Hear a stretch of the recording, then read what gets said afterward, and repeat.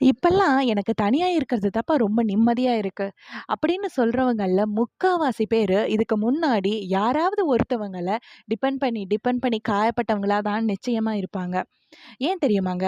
வாழ்க்கையில ஒரு கட்டத்துல நம்மளுக்கு ஒரு கஷ்டம் அப்டின்னா, நம்ம யாராவது ஒருத்தவங்க கிட்ட ஓடி போய் சொல்லுவோம். அவங்க எல்லா டைமே இருப்பாங்களா அப்படின்னு கேட்டா கண்டிப்பா இல்ல. அதனால நம்மளுக்கு ஒரு காயங்கள் ஏற்படலாம். இல்ல நாம ரொம்ப நம்புன ஒருத்தவங்க நமக்கு மிகப்பெரிய காயத்த குடுத்துருக்கலாம். இந்த மாதிரியான எல்லா விஷயத்திலயும் நம்ம கடைசியில போய் சேர்ற இடம் எதுவா இருக்கும் அப்டின்னா, தனிமை அப்டின்ற இடமா தான் இருக்கும். அது ஒரு காலகட்டத்துக்கு அப்புறமா என்ன ஆயிடுதுன்னா, நம்ம யாராவது ஒருத்தவங்கள நம்பி நம்பி ஏமாந்து, இல்ல நம்ம கூடயே ஒருத்தவங்க வருவாங்கன்னு நெனச்சு அவங்க நம்மள விட்டுட்டு போயிட்டு, இந்த மாதிரியான ஒரு சூழ்நிலையில எதுக்கு இருக்கணும்? அதுக்கு பெட்டர் நம்ம தனியா இருந்துக்கிறதே ஒரு மாரி நிம்மதிய குடுக்குதே! அப்டின்ற மாரியான ஒரு பக்குவம் நம்ம எல்லாத்துக்குள்ளயுமே வந்துருது.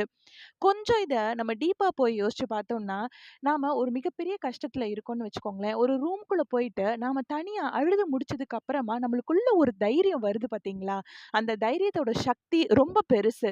முதல்ல இருந்து எல்லாத்தையுமே ஆரம்பிக்கிறதுக்கான தன்னம்பிக்கைய அது குடுக்குது.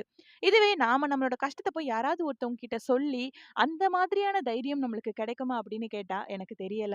தனிமை தர்ற தைரியம் அப்படின்றது ரொம்ப பெருசா இருக்கு. நம்ம யாராவது ஒருத்தவங்கள சார்ந்து சார்ந்து வாழ்றதுக்கு, இந்த தனிமை அப்படின்றது ரொம்ப நிம்மதிய குடுக்குற மாதிரியான ஒரு எண்ணம், ஒரு சில காலகட்டத்துக்கு அப்புறமா நம்ம எல்லாத்துக்குள்ளயுமே வந்துருது. ஆனா எதுவுமே வாழ்க்கையில அளவோட இருக்கிறது தானே சரி.